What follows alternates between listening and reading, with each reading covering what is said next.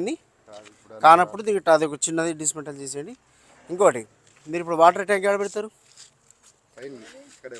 ఇక్కడే పెట్టండి, yellow colour పెట్టండి. ఎందుకంటే ఇప్పుడు మనకి బ్యాక్ సైడ్ ఓపెన్ ఉన్నది, అట్లా ఓపెన్ ఉండొద్దు.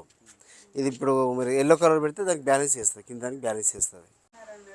నేమ్స్ కరెక్షన్ చేసుకుంటారా? చేసుకుంటే పంపించండి. ఇప్పుడు ఆఫర్ పెట్టిన అయిపోతుంది. అంటే ఇప్పుడు చాలామంది ఫోన్లు చేస్తూ ఉంటారు, కొందరు డబ్బులు ఇచ్చుకోలేరు, వేలు ఇచ్చుకోలేరు. నేమ్ కరెక్షన్ కోసం 5,000 తీసుకుంటారు. అందరు ఇచ్చుకోలేని పరిస్థితిలో ఉంటారు. జస్ట్ 996 రూపాయలు, 969 రూపాయలు అని చెప్పేసి ఆఫర్ పెట్టింది. ప్రతి పండగకి పెడతా, చేసుకుంటారు పాపం కొందరు.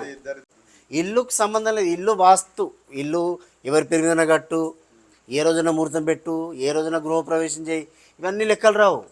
వాస్తు కరెక్ట్ ఉన్నదా లేదా బ్యాలెన్స్ అది చూసుకోవాలి. ఇది ఈ ఇల్లుకి ఇది ఈశాన్యం.